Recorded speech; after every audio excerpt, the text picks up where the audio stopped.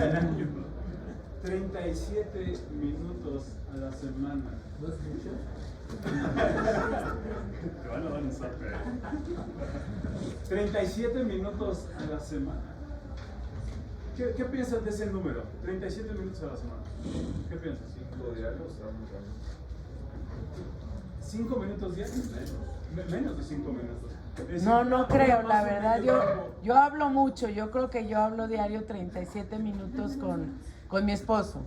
Quizás ya se durmió, pero yo sigo hablando. Ya, pero O sea, aquí habla sí de está una raro. interconexión. Sí, no. Aquí se habla de una interconexión, ¿no? De una plática, de un diálogo. 37 minutos a la semana. No, está raro. Sustanciosos. Pero no debería haber más. No debería haber más. Otro número. Hoy a nivel global, 50% de las parejas que se casan se divorcian. 50%.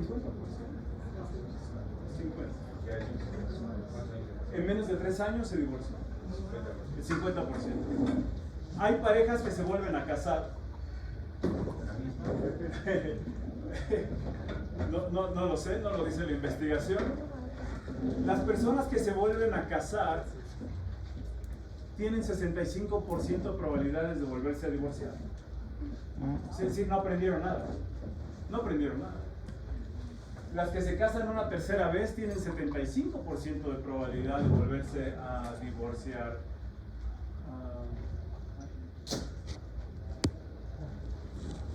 ¿Qué piensan de esta cifra? Esta de acá. No aprendieron nada. Se divorciaron pensando que la que estaba mal era la otra persona. Se divorciaron pensando que no funcionó la relación de pareja porque la otra persona era una persona equivocada. Y entonces escogen a alguien más para descubrir que, ¿qué creen? Que no era la otra persona, sino eran ellos. Y la tercera vez vuelve a ocurrir, 75%. Sí, los matrimonios fracasan por una razón, porque no utilizan esta fórmula 5-1 que vamos a platicar el día de hoy. 5-1 es la fórmula que salva los matrimonios y los hace matrimonios de intimidad. Son investigaciones de estos doctores. Son personas que, además de ser psicólogos clínicos, son investigadores, han desarrollado lo que se llama el laboratorio del amor. Suena muy interesante, el laboratorio del amor, en donde tienen medidores de neurofisiología, tienen medidores de cortisol en la orina, tienen medidores de ritmo cardíaco, frecuencia cardíaca, presión arterial, miden todas estas variables en parejas para determinar qué favorece una relación de pareja y qué le hace daño a una relación de pareja. El doctor Jacobson, Christiansen, los doctores que son pareja, Gottman, Siegel, doctor Siegel y los doctores que también son pareja, Abrams. Ellos tienen lo que se llama el laboratorio del amor y lo que les voy a presentar pertenece a ellos. Pero vamos a empezar a hablar de algo sumamente importante para la intimidad. ¿Cómo se imaginan que se desarrolla la intimidad? ¿Cuál sería la primera intuición? Su primera opinión. Comunicación. Comunicación, ok. Comunicación, uno. Linda. ¿Qué más? La química. Ok, que haya química, eso genera intimidad. ¿Qué más? La sinceridad, no guardar secretos. Confianza. Similitudes. Confianza, similitudes. Okay. Resolución de conflictos. Sentirte segura, sentirte a salvo. O sea, entre similitudes y diferencias, pero una parte es, primero me encuentro con las similitudes, Tiene que haber lo que similitudes. me une, y con el paso del tiempo, por supuesto, que hay diferencias, Okay. y es donde se llega a acuerdos Ya. negociables. Entre esa diferencia, similitudes y diferencias. Ok. Atracción. Objetivos en común, metas en común, y sumamente importante. Pero ahí les va. Sentirse a salvo, sentirse salvas, ¿no? Seguridad. Capacidad de reparación. ¿Capacidad de reparar qué? De reparar conflictos. Ok, ya habló la terapeuta, por eso me encanta. El elemento central de la intimidad es los conflictos, el manejo de los conflictos. Muchas personas creen que los conflictos no deberían ser parte de la relación. Muchas personas creen que los conflictos se tienen que evitar, que si hay conflicto en la relación de pareja es porque algo está mal.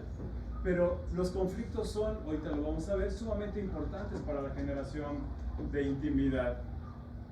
Les voy a confesar algo, he aprendido mucho del estudio de la Torah, he aprendido mucho, los jajamim me han enseñado mucho, pero hay un concepto que me voló la mente como terapeuta de pareja y es este concepto. ¿Lo conocen? Ok. Ayuda en su contra. Ok. ¿No suena medio rara la frase? Es contradictoria. Es contradictoria. Una ayuda contra él. Una ayuda contra él. Ese concepto me voló la mente. Porque cuando pensamos en ayuda, si yo le digo a Isaac, ayúdame a empujar mi coche, y me pongo yo atrás y Isaac se pone enfrente, como que no tiene sentido. ¿Qué querrá decir esto? ¿Saben cómo es la traducción en español? Sumamente deficiente en español. Dice ayuda idónea. En español la traducción es la ayuda perfecta. Por eso hay una confusión de decir, espérame, si eres mi ayuda perfecta, ¿por qué me das problemas? ¿Por qué me haces un conflicto en cuanto a esto? Cuando entendemos esto, que a mí lo primero que se me vino a la mente es este proceso. Me parece que este proceso identifica muy bien lo que es la vida del matrimonio. ¿Qué es ese proceso? ¿Alguien sabe? Pues, escultor. Un escultor. Ajá. ¿Qué pasa en ese proceso? Hay que darle duro a la Tiene que piedra. darle duro a la piedra. Y formar algo bonito. Y dar como resultado algo bonito. El proceso es dolorosísimo. Si la piedra hablara, si esa piedra se pudiera comunicar, diría, hey, no, así no es el contrato, trátame bonito, trátame bien. Creo que el concepto habla sobre esa fricción que tiene que haber en la vida de pareja. Estaba leyendo sobre la técnica de los escultores de piedra y les preguntaron qué es lo más importante, precisión o fuerza, y los escultores dijeron precisión. ¿Sí? La fuerza es importante, la fuerza del golpe es importante, y le preguntaron en qué proporción tiene que haber esa diferencia de fuerza y precisión. ¿Cuál creen que dijeron? 5-1. 5 precisión, 1 fuerza. Nuevamente aparece ese número, 5-1. Esta es la idea del matrimonio, ¿no? Dos personas distintas, lo que decía Linda, dos personas distintas que por diferencias de organización del cerebro, por diferencias de personalidad, por diferencias en lo que yo llamo tribus, las familias de origen, ¿no? Todos esos generan un cúmulo de diferencias que de manera inevitable va a generar conflicto. ¿No? Los conflictos tradicionales, tu familia, mi familia, las cenas, las comidas, los hijos, ¿no? La manera de educar, la manera de corregir, la manera incluso de llevar la religión más arriba, más abajo. Va a haber conflicto en la relación de pareja, pero no hemos entendido ese conflicto, no hemos comprendido la importancia y la relevancia del conflicto como una manera de purificación para poder llegar a la intimidad en la vida de pareja. Vamos a hacer un ejercicio. Quiero que pienses en el último conflicto que tuviste en tu relación de pareja. Hace 2 minutos. Te van a dar. Se tiene que cuidar porque se apuró. Ok, si no lo tienes que decir. No lo tienes que ventilar. No, pero piensen cuál fue el último conflicto. Vamos a hacer un ejercicio. ¿Cuál fue el último conflicto que tuviste en tu vida de pareja? ¿Cuál fue? ¿Y cómo se manejó? ¿Cómo se manejó el conflicto? Trata de pensar cómo se manejó ese conflicto. ¿Saben cuál es una manera muy tradicional de manejar los conflictos? Lo que los americanos llaman walking away, ¿no? Es separarnos. No se arregló, me alejo de ti, no quiero platicar, se va a enfriar el problema, se va a enfriar el conflicto y eventualmente el enojo va a disminuir. Por cierto, se me olvidó, no mencioné este número, nadie me dijo. 71%. Otro dato sumamente importante. 71% de los problemas en la vida de pareja no se resuelven. 71% de los problemas en la vida de pareja no se resuelven. ¿Se vive? ¿Se vive con el problema? Se aprende a vivir con las diferencias, se aprende a tolerar los problemas. ¿Qué piensan de ese número? ¿Sí? ¿Qué piensan de ese número? 7 de cada 10 problemas se van a quedar. ¿Alguien por aquí? ¿Para qué discutir? 7 de cada 10 problemas no van a cambiar. Si no vas a convencer a la persona, no lo va a hacer distinto. O uno aprende a vivir con él, o ella aprende a vivir con él. O los dos. O los dos aprenden a vivir alrededor del problema. Esto es lo que tiene que pasar. Dos personas distintas, con distintas maneras de ver la vida, de hacer las cosas, de pensar, de resolver, de organizar, de educar, van a generar conflicto. 71% de esos conflictos no se van a resolver. Y seguramente tienes esta pregunta. Entonces, ¿de qué se trata la vida de pareja? Creemos que se trata de convencer, ¿no? Y aquí es donde viene el arte de llevar a cabo las diferencias, como será una de las conferencias. ¿Cómo presento el problema? ¿Cómo como pareja enfrentamos el problema? ¿Cómo lo manejamos? ¿Cómo aprendemos a vivir con ese hecho de que no vas a cambiar ni yo voy a cambiar? ¿Cómo manejamos eso? Es la intimidad, el secreto de la intimidad está en saber sobrellevar esas diferencias. Saber que estoy a salvo contigo en esta relación, a pesar de que no pensamos de la misma manera, a pesar de que tenemos distintas maneras de actuar. Sentirme a salvo en una relación donde somos dos personas distintas, ese es el arte de la intimidad. Y aquí viene, 5-1. Esto es lo que dicen las investigaciones. No es una cifra inventada, esto es lo que dicen las investigaciones cuantitativas. Para que una pareja sobreviva, tiene que haber 5 comentarios positivos por cada crítica que se hace a la pareja. ¿Ya escribieron ustedes cuál fue su último problema o ya lo tienen en su mente? ¿Ya lo tienen? ¿Cuándo fue la última vez que halagaron a sus esposas, a sus esposos? ¿Cuándo fue la última vez? ¿Cuándo fue la última vez que le dijeron gracias? ¿No? La casa está preciosa.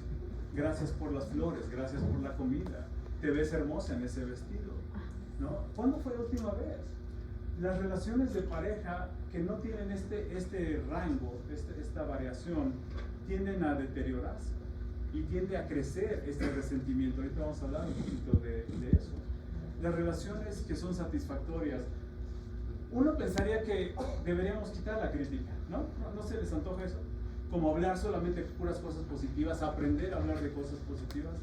¿Qué pasaría si un matrimonio solamente tiene esto? 5 comentarios positivos al día, ¿no? En la interacción, en la semana, puros comentarios positivos. ¿Qué pasaría? No habría superación. No, ¿cómo avanza? ¿Cómo avanza? ¿Cómo mejora? ¿Cómo se supera? No habría mejora. No hay manera. Perdería credibilidad. Perdería credibilidad. No existe. No habría crecimiento. Yo les decía que la vida de pareja tiene una función en la mente de las personas que componen la relación. Y esa función es tolerar las diferencias. El crecimiento es tolerar las adversidades, tolerar lo que no me gusta, generar esta sensación de que puedo aguantar, soportar cosas que son distintas a mí. 5-1. Ok, 5-1. ¿Qué piensan de este número? ¿Qué piensan? 5-1. 5-1. Hagan las cuentas. Sí, ya las voy a decir. ¿Cuándo fue la última vez que dijeron un halago? ¿Cuándo fue? No se hagan todos así volteando. No, todos los días. Es que la verdad no quería sonar presumida, pero todos los días. Pero se me hace muy importante todos los días darles empujón a mi esposo. No está ahorita, pero luego puede oírlo. Luego le preguntan. Sí lo conocen, creo que sí lo conocen muchos. Ajá. Pero sí se me hace muy importante que yo le motive y él me motive, y es como el sube y baja, ¿no? Yo no puedo estar en un sube y baja yo sola. No. Se me hace que hay que tener ese balance. Y ese balance es el que le da el soporte a la relación para generar la intimidad. Genera la seguridad. Ahorita vamos a hablar un poquito sobre la seguridad. Me siento a salvo contigo. ¿Qué pasa si es un 5-3? O al revés, 5 críticas por un halago. ¿Qué comienza a pasar? ¿Qué pasa si ese número se mueve? ¿Qué creen que comienza a pasar? Ya no escuchan las positivas. ¿Ya no escuchan? O sea, viene siendo como que ya le invade la crítica. Pesa más. Ya lo bonito ya no lo oye. Pero emocionalmente, ¿qué crees que empieza a pasar? Alejamiento. Por eso que ya como que se Se bloquea. alejan. Ocurre lo opuesto que la intimidad. Decíamos que intimidad es conexión. Cuando empieza a haber más negatividad, más críticas, comienza a generarse una desconexión, un aislamiento. Estaba yo oyendo en la mañana un dato sobre la infidelidad. Por muchos años se creyó que la infidelidad venía de un deseo físico, de una atracción física. Hoy estas investigaciones apuntan a que las infidelidades surgen más de una sensación de lejanía y desconexión, de una necesidad de conexión. No me conecto contigo, alguien más me escucha, alguien más me pone atención, ni siquiera tiene que ser una persona atractiva, pero el oído, ¿no?, que me presta, me siento escuchada, me siento escuchado, eso genera una sensación de conexión y de intimidad, propiciando la intimidad. Ok, ¿por qué es importante la crítica? Se considera como un proceso de purificación, ¿sí? Es un proceso de pulir, lo que platicábamos hace rato. La crítica es un proceso de purificación, de que tiene que haber cierto grado de incomodidad. No hay crecimiento en el placer, lo sabemos. En el placer, en la comodidad no hay crecimiento. Tiene que haber cierto grado de tensión en la relación para pulir nuestras capacidades de manejo de estas diferencias. Y algo que es hermoso, el conflicto, la crítica, genera un conocimiento mutuo. Es una oportunidad para conocerte, para que me conozcas. Pero la mayoría de nosotros no aprendimos a manejar el conflicto así. Aprendimos a manejar el conflicto de dos maneras. Desde que somos pequeños lo manejamos, nos lo enseñaron así. Todos lo tenemos así. Es aplasta a la otra persona o no le hagas caso. ¿Sí? Nos enseñaron esos dos movimientos, ¿no? Es no le hagas caso, aplasta a la otra persona. Pero el conflicto es una oportunidad de conocer. Ahorita voy a poner ciertos ejemplos y van a utilizar el conflicto que ustedes ya tienen en su mente, que les pedí que lo tuvieran ahí. Fomenta el crecimiento, es un proceso natural que debe hacerse de manera adecuada. Uno de mis amigos escribió un libro que se llama El manejo profesional del conflicto, que habla precisamente de esto. ¿A poco no creen que debería ser una materia en la escuela? ¿No? Manejar el conflicto, aprender a manejar conflictos desde que somos pequeños. Pero como papás, como mamás, replicamos esto.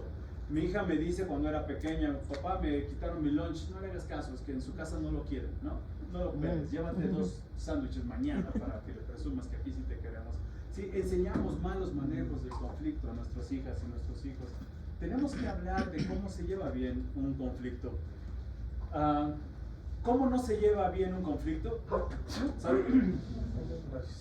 ¿Cómo no se lleva bien un conflicto? ¿Cuál es un método o 4 métodos que han sido llamados por los doctores que les señalé? Les llaman los 4 jinetes del apocalipsis, los 4 asesinos de la intimidad. Son estas 4 maneras de hacerlo. Vamos a hablar un poquito, ojalá ustedes no lo hagan. Manejar un conflicto desde la etiqueta. Eres un controlador. Ay, esa es una muy mala manera de llevar un conflicto, poner una etiqueta. Es que eres una mimada, dice un esposo, es que eres una consentida. ¿Qué pasa cuando manejamos un conflicto así, desde una etiqueta? No se sabe. Ya se la dejó, y la otra persona ¿cómo responde? Se defiende. Ok, por eso pongo aquí esta flechita. Si a mí me atacas con una etiqueta, ahí te va la mía, ¿no? Y la tenemos guardada. Todos tenemos en nuestra mente la etiqueta favorita. Si tú me atacas con una etiqueta, yo ya sé qué etiqueta mencionarte. Y comenzamos este manejo de conflictos desde atacar a la persona, no la conducta. ¿Cómo se podría hacer en vez de atacar a la persona? Hablar desde uno mismo. Hablar desde uno mismo. ¿Qué más? Hablar de lo que pasó. Señalar la acción, externalizar el problema. El problema no eres tú. La actitud es lo que está afuera. Esto es lo que me hace sentir. Imagínense, ahorita vamos a hablar cómo se puede utilizar un conflicto para generar un autoconocimiento, para generar un conocimiento también de la otra persona. En la semana estuve atendiendo a una pareja que hacen esto, ¿no? Y es curioso, lo estoy atendiendo porque viven ellos en Mérida y los atiendo a distancia. Y comienzan a atacarse así, es que eres una desorganizada. Y ella le dice, tú eres porque ella es psicóloga, ¿no? Tú eres un obsesivo compulsivo, le dice al esposo, le pone una etiqueta además bien psicológica. Y comienzan a atacarse de esa manera. Y pudimos darle un cambio que ahorita les voy a mencionar cómo se puede hacer. Estas son dos de las maneras más tóxicas y disfuncionales para enfrentar un conflicto. Ponerle una etiqueta, atacar a la persona, ¿no? Criticar. Se siente muy feo que nos digan, ¿no? Una cuestión así tan personal. El más fuerte de estas actitudes para manejar un conflicto, lo más aplastante y lo que más mata la intimidad es el desprecio. El desprecio. ¿Qué es el desprecio? Es lo más horrible. ¿Qué es el desprecio? ¿Qué se imagina? ¿No me sirves? Ok, posicionarte acá arriba y mirar hacia abajo, ¿no? Un ejemplo de esto que me pasó con una de las parejas que atendí hace mucho tiempo. La chica había perdido a su mamá cuando era chiquita y el esposo sabía esto, obviamente, y cuando se peleaban sacaba su orfandad y le decía, pues ¿cómo vas a saber arreglar una casa si no tuviste mamá? Ah, no. Eso es al corazón, eso es un desprecio, ¿no? Es decir, o de qué clase social vienes, o pues, apenas acabaste la primaria, ¿no? O no sabes ni hablar, no sabes ni cocinar, es hablar desde yo soy más que tú y desde ahí te desprecio. Este es uno de los asesinos de la intimidad. Esto no se debe hacer nunca. La otra, compañeros masculinos, aquí somos nosotros. Amurallarnos en un conflicto. Sí, lo que digas. Sí, te lo imaginas. No decimos nada más. Sí, no, nos cerramos. ¿Qué piensas? No, lo que tú digas. ¿Sí? Amurallarse es cerrar la comunicación. Estos son los 4 asesinos de la intimidad. Vamos a ver ahorita cómo darles la vuelta a eso. Entonces, cualquier tipo de crítica que quieras hacer, nunca la hagas desde aquí, porque aquí matas la intimidad, aquí matas la conexión, y eres a la persona y muchas veces ya es irreparable. Ok, vamos a ver cómo se genera la intimidad. Vamos a ver cómo se genera la intimidad. Vamos a hablar de 4 cosas. Dime. O sea, ¿realmente de qué sirve hablar para solucionar conflictos si el 70% no se soluciona igual? Es que no se va a resolver. O sea, no hay que tratar de solucionar tanto. Hay unos problemas que sí se van a solucionar. Hay otros que no. Ahí es donde hablamos de la aceptación y compromiso en la relación. ¿Sí? Ahorita voy a poner un ejemplo para que veas más o menos cómo puede resolverse un problema sin resolverse. ¿Sí? Cómo puede utilizarse un conflicto para generar un conocimiento de la otra persona. Voy a poner un ejemplo ahorita para que veas cómo es el mismo conflicto, pero llevado a cabo con estos elementos puedes llegar a conocer el conflicto desde otra manera. Y entonces el conflicto deja de ser un conflicto, aunque está presente, ¿no? La conducta, ahorita te voy a explicar más o menos, ¿vale? Ok, veamos estos 4 elementos. La cartografía emocional. ¿Cómo hacer un mapa emocional de mi esposa, de mi esposo? El conflicto sirve para que yo haga preguntas. Las parejas que pueden manejar este rango de 5 a 1 son parejas que hacen preguntas. ¿Qué hacen preguntas? Ahí les va. Que platicaba con una pareja en la semana. Él es muy organizado Él es una persona que necesita el orden, la puntualidad. Su esposa es muy casual, no tiene tanta presión por el orden, no tiene tanta presión por la estructura. Y ese es el problema central, ¿no? Probablemente no se va a resolver. Y empezaron a pelearse por eso, es que llegamos tarde a la boda de mi hermano por tu culpa, empezaron con este problema, ¿no? de atacar, eres una impuntual, le dijo él a ella le dijo, tú eres un obsesivo, se lo repitió. Y yo les dije, cambien esos statements, esas declaraciones, conviértanlos en preguntas. Y él le preguntó a ella, ¿por qué no te gusta la puntualidad? Hizo una pregunta distinta. Ya no le dijo, eres una impuntual. Hizo una pregunta, le dijo, ¿por qué no te gusta la puntualidad? ¿O qué conflicto tienes con el orden? Y ella comenzó a contarle algo que el esposo no sabía.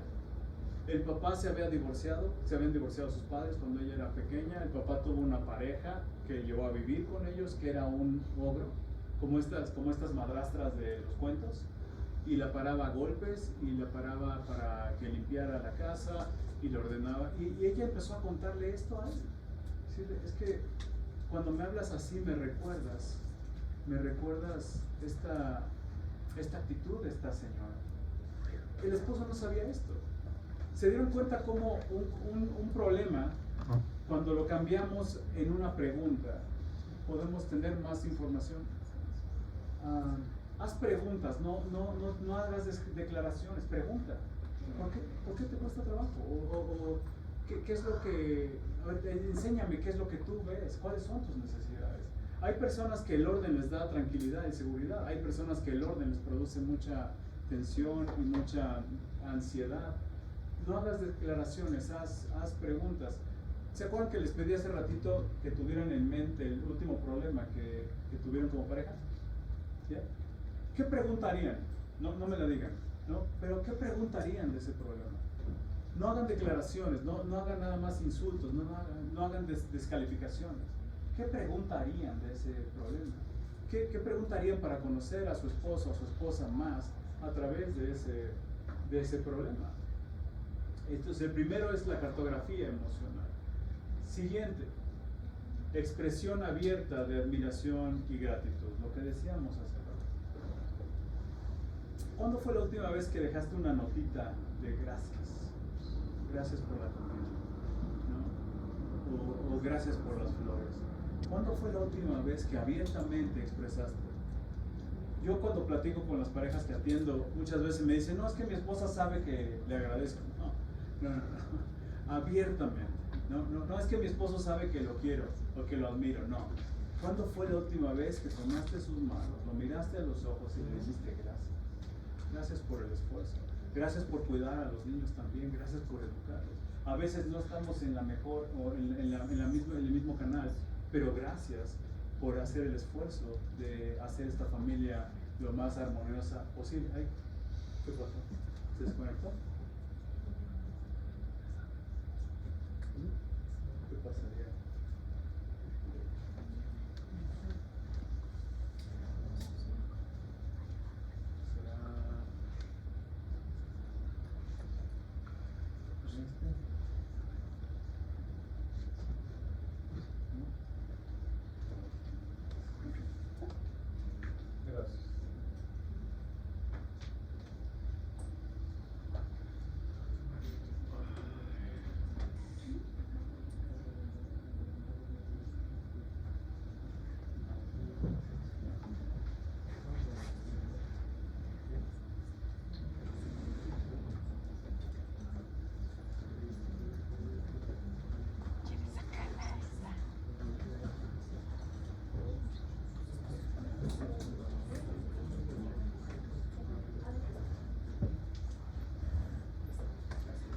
Gracias. Hablando de conflictos. Gracias.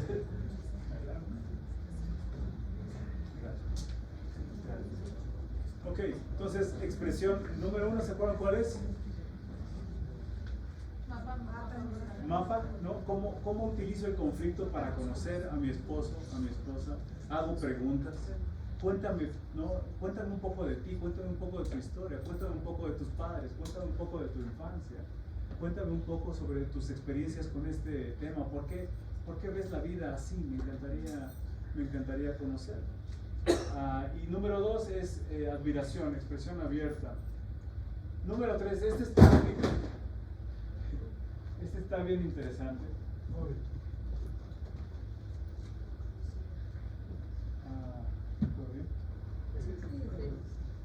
Ok. Estos detalles de poner atención al mundo interno de mi esposa. Esto parecería como algo sumamente irrelevante. Si mi esposa me dice, no, ay, ¿qué crees? Subió la zanahoria en el mercado. Parecería un dato irrelevante. A lo mejor tengo 1000 cosas que pensar. Pero si mi esposa me comenta algo, yo tengo 3 opciones de reaccionar. Número 1, batear. Sí. Sigo mi teléfono, ¿no? O sigo viendo la televisión, el partido, y va a empezar el americano, ¿no? ¿Puedo actuar así? Sí. Le estoy bateando. ¿Qué mensaje le doy cuando ella me dice algo que para mí me vale? Y yo actúo así de, sí. ¿Qué mensaje le estoy mandando? No me importa tu mundo interior, no me importa la zanahoria. ¿A mí qué? ¿No? ¿A mí qué? Esa es una reacción muy fea que genera una desconexión. Número 2, enojarse. Déjame en paz, ¿yo qué tengo que ver con esto? Estoy ocupado, estoy mandando un mensaje sumamente importante, no me distraigas. Ese mensaje, ¿no? Es, no quiero conocerte, ¿no? Me molesta, me sacas de concentración. La tercera posible reacción, esta es la que genera mayor intimidad, el acercarse, ¿no? El voltearse y decir, no me digas lo que sea, ¿no? Y que pensabas cocinar algo con zanahoria esta noche, ¿quieres que busquemos otras opciones? Me intereso, hago el esfuerzo por seguir la conversación, hago el esfuerzo por mantener mi atención en lo que ella está diciendo. ¿Por qué creen que es tan importante esto? Genera conexión. Genera conexión. Y el mensaje es, me interesa tu mundo, me interesa. Y lo mismo al revés, ¿no? Ya va a empezar el americano. Ajá. Eso es, digo, siento feo, le estoy contando algo que a mí me gusta y me está bateando. O si me dice yo, bueno, y a mí, entonces seguramente ya te perdimos los domingos por la tarde, ¿no? Ya se enojó. Pero si me dice, oye, y yo soy vaquero de Dallas, ¿no? ¿Quién contrataron? ¿Cómo crees que juegue Dallas esta temporada? ¿No? Y la conversación sigue. Pero de otra manera se manda el mensaje, no quiero platicar, no quiero conocer tu mundo. ¿Cómo les va en esta? Alguien sin quemar a sus esposas. ¿Cómo les va en esta? ¿Este tema tiene que ver con el timing? Sí, ¿no? Sí, por eso pregunto, porque es difícil. Pero el timing habla de jerarquía, de importancia. ¿Te refieres a eso? Si estás... O de un momento de crisis a veces. A veces hay un momento de crisis de trabajo que no puedes atender otras cosas. Ok, ¿cómo lo manejarías ahí? Donde realmente tienes que resolver urgentemente, aunque es muy raro, ¿no? O sea, que en el momento tengas que resolver, tienes que tomar una decisión ahí o puedes posponer algo. Pero es lo que en terapia de pareja hablamos de jerarquías. El mensaje es, esto es más importante que tú. Pero duele eso, ¿no? Es como los hijos son más importantes que tú, ¿no? Tengo que atender a los hijos, tengo que atender a los nietos. Espérame, y cuando sacas tu número como en el banco, ¿no? ¿Qué número tienes? Ahorita te se siente feo. En el número de jerarquía. Qué bonito sería que te vea así como, y tú puedes decirle, les voy a poner un lado, cuéntame sobre las zanahorias. A ver, ¿qué pensabas hacer con las zanahorias? Todas nuestras acciones hablan sobre jerarquía, sobre prioridades. Y el trabajo es importante, la salud es importante, pero será tan relevante como para no poner atención 5 minutos. Es todo un ejercicio, ¿no? Es toda una disciplina, porque nos enseñaron eso, que es más importante el trabajo o el dinero que la relación. Pero eso manda un mensaje de que es más importante. Perdón, yo tengo una pregunta. Dime. Cuando tú estás en la posición situación de que te batean, porque a lo mejor estás platicando de algo que no le importa. Y ya tratas y bueno, igual lo quieres platicar, pero batear, no me importa la muchacha, no me importan los hijos, no me importan las quejas del trabajo, no me importa el súper, no. Y a la mera hora, pues tampoco puedo meterme en su cerebro para decirme batear, no le importa. Entonces, ¿qué haces tú como la otra posición? ¿Qué haces para evitar que te baten y poder platicar? Aquí tú también tienes opciones. Una es también darte la vuelta y ya no decir nada. Sí, por eso pero te pasa. vas con el corazoncito Eso roto. pasa. Ajá. Y te vas guardando esto. Y si pasa una vez, y si pasa dos veces, y si pasa todo el tiempo, ¿qué se va generando? Aislamiento. Aislamiento, es decir, ya para qué le cuento, ¿no? Ya para qué le cuento, no se va a interesar por lo que a mí me interesa. Pero podría yo hacer algo. Sí, claro, claro. Va generando rencor. No, claro, que es presentar el problema.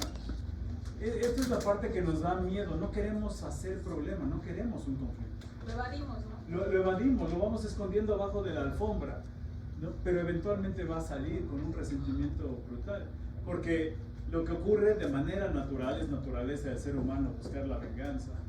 Es, está bueno, voy a tener bien presente, cuando tú me cuentes del fútbol americano, te lo voy a aplicar para que sientas lo que se siente ahí sobre, ¿no? Que te batea. Y comienza esta lucha de poder, de tú me haces, yo te hago. Ahorita vamos a hablar cómo se presenta un problema. El manejo del conflicto, el arte del manejo del conflicto está en la presentación del problema.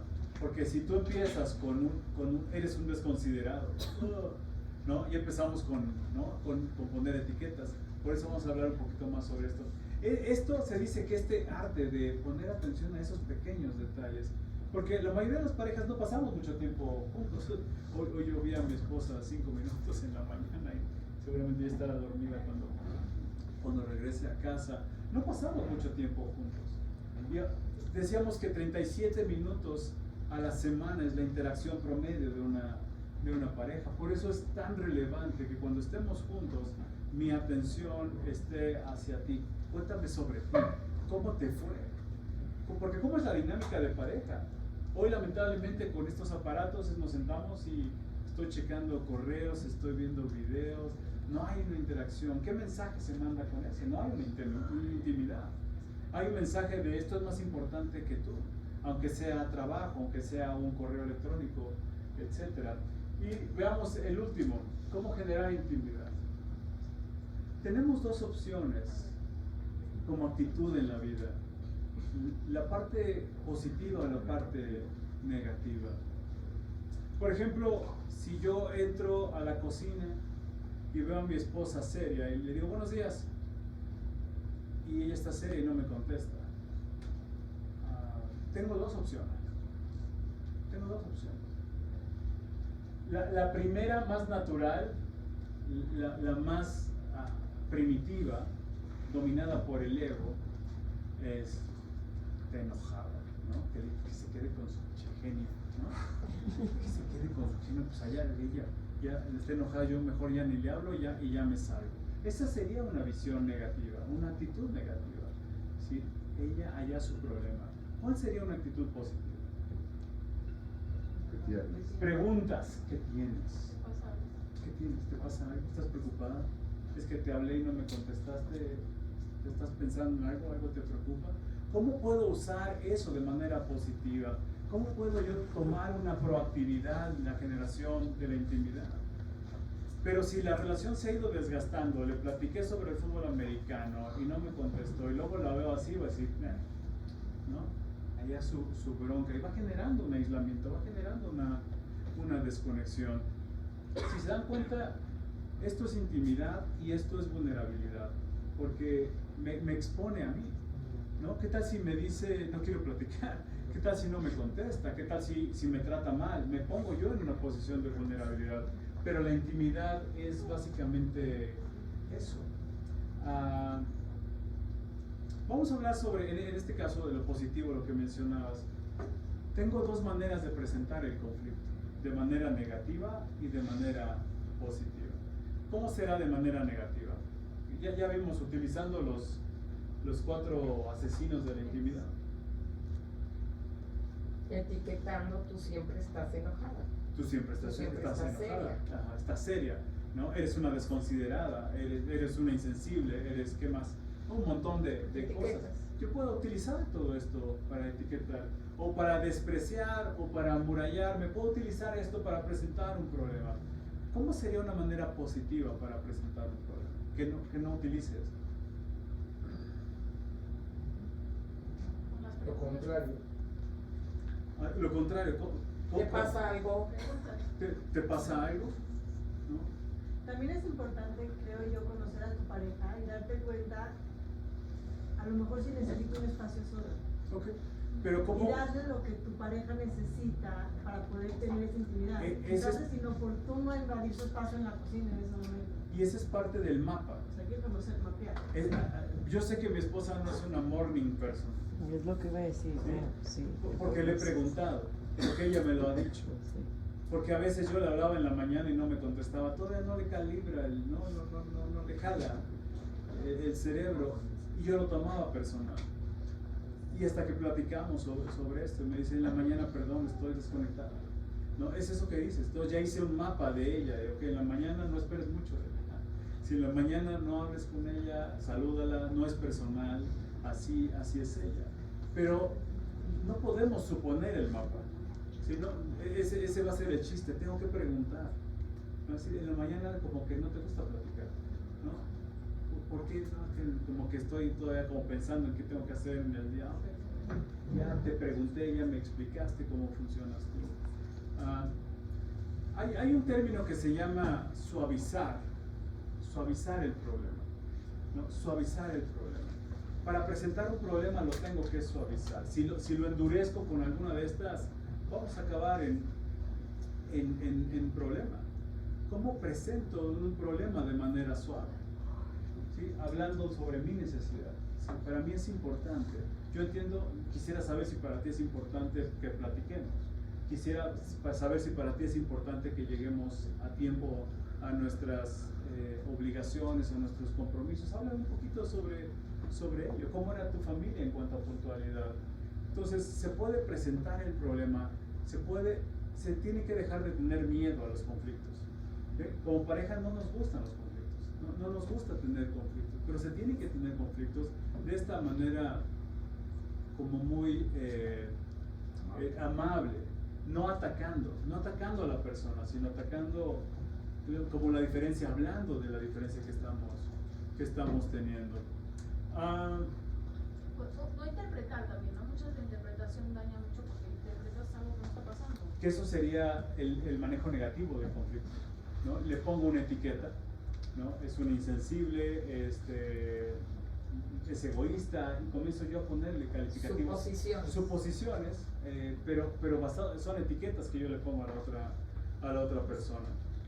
Perdón, y si en el 73% de los casos no se resuelven, ¿cuál es la manera de llevarlo adelante? Ajá. 71. Ahí va. Quiere decir, si el 71% de los conflictos no se resuelven, entonces tú dices exponlo, ábrelo, coméntalo, platícalo, pero al final te vas a llevar el 71 de negatividad. Entonces, ¿qué? ¿Vives con ellos? ¿O se ponen de acuerdo o se agarran el chongo? Imagínate que a través de ese conflicto y haces las preguntas adecuadas, ¿no? Las parejas tenemos un tema central de conflicto, ¿no? Que puede ser distancia, cercanía, que puede ser familias de origen. Siempre hay un problema central. Ese es el que no va a cambiar. Pero imagínate que en ese preguntar sobre la vida de tu esposa, sobre sus experiencias, por qué funcionas así, por qué te manejas así, aprendes algo que tu esposa no te había contado, aprendes y conoces una parte de ella que no conocías. ¿Qué va a generar en ti? Más confianza y más apertura. ¿Empatía también? Compasión. Claro. ¿Compasión? No, compasión. Entendimiento. Es que compasión a veces lo entendemos mal, no es casitear, ¿no? Compasión no es conmiseración. Es como, híjole, ¿no? Ahora tiene sentido para mí por qué ella actúa así. Pero en 34 años, y si tal vez a la pareja No. que viene llegando después de 3 meses, te la pongo en cuenta. Después de 34 años, porque ya lo que nos conocemos, ¿no? Pero No como el señor Sí, Jussi. cuenta, tampoco vas a conocer. no, es que ese es ¿Habrá alguna cosa que en 34 años no nos conocimos? Sí, es que ese es el pecado de las relaciones, creer que ya te conozco todo y supongo que ya sé lo que tú eres y lo que necesitas. Te conoces, cambias. Vas cambiando. Cambias de vida. Tal vez no conoces el cambio que traes, pero conoces toda su trayectoria. Híjole, es que no lo sé. Tú mismo vas creciendo y te vas transformando. Eso. Tal vez el cambio que hizo hoy o ayer o hace una semana no, pero que trae ya de hace 30 y tantos años, o hace 2 años, o hace 10 años, pues ya está más que claro, ¿no? No, pero esa es la parte que te digo que es un pecado en la relación. Creer que ya nos conocemos, que no hay nada nuevo que aprender. Aunque tengas 34 o 50 años de casado, la plática, decir por qué, ¿no? Decir, ¿por qué actúas así? No es un juicio, no es una crítica, nada más ayúdame a entender. ¿Por qué desde tu perspectiva esta es una mejor manera de actuar? Imagínate que tu esposo te empieza a contar desde su visión y eso suaviza tu manera. Sí, porque el conflicto, la peor posición en un conflicto es polarizar y decir yo estoy bien, tú estás mal. Esta visión es, yo tengo una parte y tú tienes otra parte. Yo tengo una experiencia, tú tienes otra experiencia. Compárteme esa experiencia. ¿Por qué para mí? ¿Por qué para ti es así? ¿Por qué es importante esta cuestión? Tenemos distintas prioridades en la pareja. Por ejemplo, les cuento el mío, ¿no? Y para ejemplificar esto. Para mí, el orden en la casa no es una prioridad. Pero la cocina tiene que estar limpia, para mí. Y tuve muchos conflictos con mi esposa por eso, porque mi esposa es chistosa, porque para ella el orden es importante, pero la cocina no es importante. Ella es de las de Dios. ¿Mandé? El colmo. Son sí, las bromas de Dios. el colmo. Y yo comencé a ser, hace muchos años, comencé a ser como sarcástico. De, ¿quién sacaría la leche y no la metió? Pero es como, ¿no? Yo ya sé quién la sacó, pero no tengo el valor de decir, me molesta que dejes la leche afuera. Hasta que una vez ella me dice, ella aplicó esto, ¿por qué te molesta tanto que deje la leche afuera? Y yo no me lo había puesto a pensar y le dije, a ver, déjame ver. ¿Por qué me molesta tanto? Y empecé a recordar, cuando yo tenía 12 años, mi mamá tuvo un episodio depresivo con intentos de suicidio. Y la cocina era un desastre, la cocina me provocaba ver los platos sucios, las ollas, los vasos, ¿no? Y yo siendo el primogénito, cómo tener que yo cargar con eso, absorber eso, cuidar a mis hermanos, de que no vieran la cocina así. Y se lo conté a mi esposa. La leche sigue estando afuera. Pero yo ahora conocí una parte de mí que no conocía, ¿no? Esto ni siquiera en mi proceso terapéutico lo había explorado. Pero cuando ella me preguntó, ¿por qué te molesta tanto? Yo empecé a decir, ¿qué será? Y ella tiene más cuidado y trata de no hacerlo, trata de no dejar la leche o todo lo que saca allá afuera, porque ahora entiende que eso a mí me mueve algo de mi propia historia. Y ella comenzó a ser más consciente, y yo también comencé a ser más consciente que no me molesta esta cocina, que lo que me molesta es un recuerdo que me provoca todavía mucho dolor. Entonces no se resolvió el problema, ¿no? Pero lo manejamos de manera... Se medió, yo creo que se conoció, entendió, se profundizó. No entendió. Es esa lata de leche. La reacción. No enojas tanto ni lo dejas tanto. Ya. No, y yo reconozco que ya no es ella. Yo aprendí algo de mí. Yo quería preguntar, Dime. algo como las expectativas. ¿no? O sea, porque hay veces hay parejas que a lo mejor llega uno de los dos como queriendo hacer esto, pero el otro no responde como o sea, hay como una frustración muy grande en la pareja de los conflictos que, ay, oye, ¿qué? ¿Y yo qué, no? Entonces, ahí ¿cómo se maneja eso? Por eso la importancia de la parte positiva del manejo del conflicto. Porque si yo me acerco bien, ¿no? Yo llego muy contento de lo que aprendí hoy y lo quiero poner en marcha con mi esposo o esposa, y mi esposo reacciona como siempre, ¿puedo yo reaccionar desde lo negativo de, bueno, tú te lo pierdes, ¿no? Pues, ¿quieres entrarle a esto? O la otra es desde esta parte positiva de empatía, de decir, bueno, él le va a costar trabajo. Yo le quiero enseñar, yo quiero modelar cómo es esto. No decir, no te estoy atacando, no es un ataque. Quiero que aprendamos una manera nueva de manejar el conflicto. Nos va a tomar tiempo, nos va a costar trabajo, lo hemos manejado mal por muchos años. ¿Qué te parece si intentamos esto? ¿Qué te parece si tú me haces preguntas y yo te hago preguntas? ¿Cómo tenemos un conflicto? ¿No? Para utilizar el conflicto como un portal hacia el conocimiento, utilizar el conflicto como una manera de conocerme individual, pero también conocer a mi esposa, ¿cómo es? Porque si me voy del lado negativo, así es, ¿no? Ahí voy yo tratando. Pero yo y tener mucha paciencia, entender que no es fácil, ¿no? Entender que lo hemos hecho mal tantas veces, que ya es una dinámica, una inercia, que cambiar esa inercia va a tomar, ¿no? mantenerme yo ahí. Dime. Una pregunta, cuando te das cuenta de esta situación y aprendes a manejarlo, ¿se vuelve un hábito o es algo constante que hay que trabajar? Mira, me ganaste la última. No es magia, es una habilidad que como cualquier otra necesita ser comprendida, primero entenderla, aprendida, practicada para poder llegar a ejecutarla día a día. Pero como todos los buenos hábitos se pierden, ¿no? Como cuando haces ejercicio un mes y dejas de hacerlo 2 meses, como que vas perdiendo esos. Es una organización que necesita mucha intención.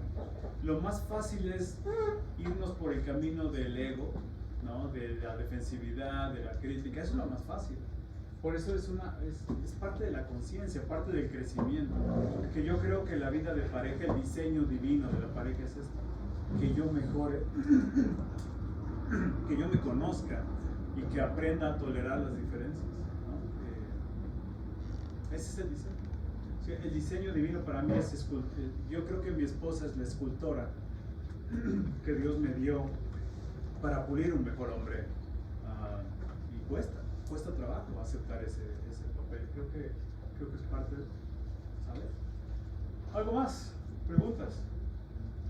Yo creo que las preguntas son una muy buena estrategia, pero tiene que ser desde la curiosidad genuina, porque una pregunta puede sonar muy crítica también.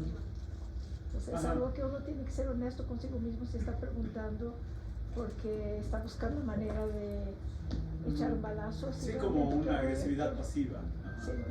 Sí, tiene que ser genuino, una curiosidad genuina. Sí. No de quiero conocerte, ¿por qué para ti es importante esto? ¿Por qué te comportas así? Ayúdame a comprender esa cuestión. Yo lo hago de distinta manera. Si quieres, ahorita yo te cuento desde mi lado por qué me siento así, pero quiero conocerte. Sí, ese es el hacer el mapa de mi esposa. Quiero conocerla, quiero saber por qué esto le cuesta trabajo. Sí, tienes razón. Gracias, En caso de extremos, ¿sí? En vicios extremos, adicciones, drogas, juego, lo que sea, igual vas a llegar con preguntitas. Una cosa es la teoría, la verdad, y otra es... No, creo que eso sí, como tú lo dices, son casos que tienen que tratarse como por parte ya como profesionales en la adicción. No, pero ya se menciona vicios o adicciones. Ahorita en la actualidad la adicción al celular es muy común. Y entonces al trabajo, a la adicción estar todo el día ahí, y eso genera también lo que hace. Pero al final es así. Pero hoy lo que sabemos es que este es resultado de la falta de conexión. ¿Sí? Como no hay una conexión, no hay placer en esto, buscamos sustitutos. juegos, pornografía, Puede ser celular, más, trabajo. Conexión de pareja, conexión social. Sí, conexión social. Sí, hoy vivimos en una desconexión brutal. Y hoy sabemos que las adicciones son más bien resultado de una desconexión muy fuerte. Entonces, cuando yo trabajo con gentes con adicciones, busco la conexión, tanto terapéutica como conectar al paciente con una red de apoyo. Porque si no, no hay manera que suelte lo único que le da una conexión, una sensación de placer. Esto, ¿no?, genera placer, ¿no? La interacción social genera placer al cerebro, y cuando nos los quitan, nos aislamos, somos mucho más vulnerables a este tipo de cualquier tipo de adicción, incluyendo el trabajo. Habló Jessica de no interpretar o algo así. Siempre interpretas, es inevitable. Aunque la recomendación... Yo he interpretado lo que usted me está diciendo ahorita de alguna manera. Interpreto todo lo que pasa a mi alrededor, también lo que hace mi esposa. Por eso es importante el feedback en la comunicación, la retroalimentación, para decir, a ver, estoy entendiendo esto, es así. No, entonces te da una corrección. En el proceso de comunicación, la retroalimentación es importantísima. Esto que hiciste tú es una retroalimentación y yo te mando el feedback de, pero necesitamos. ¿Sabes? ¿Es sano buscar, perdón, otra pregunta? ¿Es sano buscar un momento y un lugar apropiado para esto? ¿O en el momento de la fricción se interactúa? ¿Dejar enfriar las cosas y luego...? Sí, ¿qué es depende de la parte fisiológica. Si hay un arranque de enojo, ahí la parte de pensamiento no funciona bien, ¿no? Ahí totalmente instintivo, el enojo, la crítica, reactivo. Ahí sí, de las mejores cosas que una pareja puede hacer es separarse tantito. En el momento del celular, por ejemplo, cuando la pareja tiene el celular. Ahí, pero si están calmados, puedo hacerlo de manera, decir, ¿qué has pensado de nuestra relación? ¿No? ¿Qué has pensado de nuestra relación? Porque a mí me gustaría pasar más tiempo contigo, me gustaría que platicáramos más. Entiendo que para ti es importante pasar tiempo ahí, pero ¿qué piensas? ¿No? Una pregunta, ¿qué piensas? ¿Cómo pudiéramos hacer? ¿O qué te gustaría hacer para pasar más tiempo juntos? ¿Te gustaría ir a tomar una copa? ¿Te gustaría ir a un piano? ¿Te gustaría salir a caminar? ¿Qué piensas? Pero te das cuenta, no es una propuesta de, eres un adicto al celular, ¿no? Porque ahí ya lo perdimos y el otro va a responder desde la defensividad. Pero cuando las personas ya están enojadas, muy enojadas, ahí sí es importante la distancia. Ahí sí, la distancia. No.